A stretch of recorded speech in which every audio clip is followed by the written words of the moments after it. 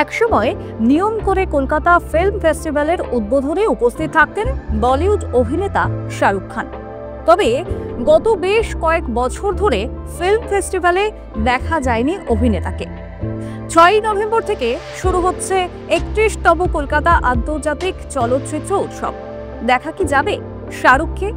যদি তা না হয়, কবেই বা কলকাতায় পা রাখছেন শাহরুখ? আজ সেই খবরই দেব আপনাদের। আপনারা সকলেই জানেন, গত রবিবারই ছিল কিং খানের 60তম জন্মদিন। শাহরুখ অনুরাগী থেকে শুরু করে জন্মদিনের শুভেচ্ছা বার্তা দিয়েছেন অনেকেই, এবং যাদের মধ্যে অন্যতম ছিল এ রাজ্যের মুখ্যমন্ত্রী মমতা বন্দ্যোপাধ্যায়। শাহরুখ অনুরাগীরা তার বাড়ির সামনে হাজির হয়েছিলেন মধ্যরাতে সেলিব্রেশনের জন্য। তবে মান্নাত পুনর্নির্মাণের কারণে এখন সেখানে পরিবারকে নিয়ে থাকছেন না শাহরুখ, তাই একদিনের মধ্যরাতের সেলিব্রেশনের সাক্ষী থাকলেন না কিং খান।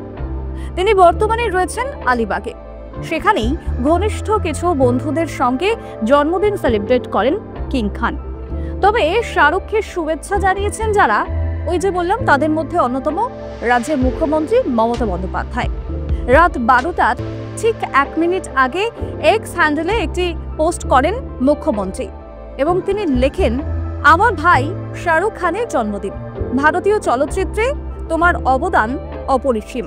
তোমার অভিনয় জীবন আরও বিস্তৃত হোক। এবার মুখ্যমন্ত্রী মমতা বন্দ্যোপাধ্যায়কে উত্তরও দিলেন শাহরুখ খান।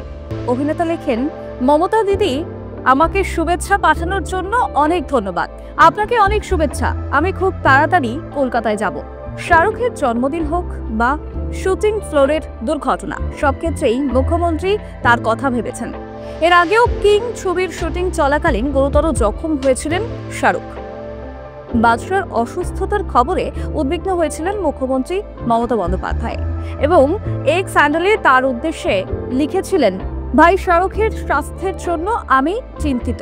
পেশিতে আঘাত পেয়ে গুরুতরভাবে জখম হয়েছেন শাহরুখ। তার দ্রুত আরোগ্য কামনা করছি। সে যাই হোক, শাহরুখ খান কলকাতায় আসবেন সেটাই এখন বড় বিষয়। শাহরুখ কলকাতায় আসবেন এই পোস্ট ছড়িয়ে পড়তেই উত্তেজনার আবেশ তৈরি হয়েছে কলকাতার দর্শকদের মধ্যে। ইতিমধ্যেই বাদশার কলকাতার সফরের অপেক্ষায় তারা। গত কয়েক মাস ধরেই ছবির শুটিং নিয়ে ব্যস্ত রয়েছেন বলিউড অভিনেতা শাহরুখ খান। জন্মদিনে ছবির প্রথম ঝলক প্রকাশ্যেও এনেছেন তিনি। দর্শকদের অনুমান, আসন্ন ছবি কিংয়ের প্রচারের জন্যই কলকাতায় আসবেন শাহরুখ। সিদ্ধার্থ আনন্দ পরিচালিত কিং ছবিতে শাহরুখের লুক নিয়েও ঝড় উঠছে অনুরাগীদের মধ্যে। তাদের মতে ধূসর চুলেও মুগ্ধ করেছেন শাহরুখ। তবে ছবিতে তার পোশাক এবং চুলের ধরন একেবারে ব্র্যাড পিট অভিনীত F1 ছবির চরিত্রের মতো, আর যা দেখে রীতিমতো চর্চা তুঙ্গে নেট পাড়ায়। অনেকেই বলছেন, শাহরুখ কিনা শেষমেশ অনুকরণ করলেন। অনেকেই আবার হলিউডকে অনুকরণ করে বলিউডের ছবি নির্মাণের নানা রকম নজির তুলে ধরেন এবং তার তুলনায় এখানে টানা হয়েছে। আর যা নিয়ে চর্চা চরমে উঠতেই মুখ খুলেছেন ছবির পরিচালক সিদ্ধার্থ আনন্দ। তিনি সোশ্যাল মিডিয়ায় প্রশ্ন তোলেন, অনুসরণকারীদের কি স্মৃতি এতটাই দুর্বল? শাহরুখের এই লুক নতুন নয়। এর আগে 2017 সালে জব হ্যারি মেট সাজল ছবিতেও একই লুকে দেখা গিয়েছিল। 2025 সালে শাহরুখের ওই লুক ব্র্যাড পিটকে ট্রাই করতে দেখা যায় F1 ছবিতে। তাহলে কে কাকে অনুসরণ করলো? পরিচালকের মতে ইদানিং বলিউড যেন একটু বেশি কটাক্ষের শিকার হচ্ছে। তার এই মন্তব্য নেটিজেনদের কটাক্ষে সপাটে উত্তর দেয়।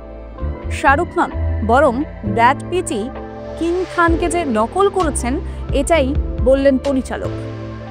তবে এসবের মাঝেই ছবি নিয়ে নতুন তথ্য ফাঁস করলেন বাদশা। কি বললেন? এই ছবিতে একই সঙ্গে অভিনয় করছেন দীপিকা পাড়ুকোন। তবে দীপিকার সঙ্গে শাহরুখের অন স্ক্রিন রোম্যান্স থাকবে কিনা তা নিয়ে নানা জল্পনা ছিলই। এবার শাহরুখের মন্তব্যে শিলমোহর পড়ল। সম্প্রতি তার জন্মদিনে ভক্তদের সঙ্গে সাক্ষাৎ সারার সময় ভিড়ের মধ্যে থেকে এক অনুরাগী বলে ওঠেন, শাহরুখ, আমরা তোমাকে খুব ভালোবাসি। এর উত্তরে শাহরুখ বলেন, আমার সঙ্গে ছবিতে দীপিকাও রয়েছেন, ভালোবাসা অবশ্যই থাকবে।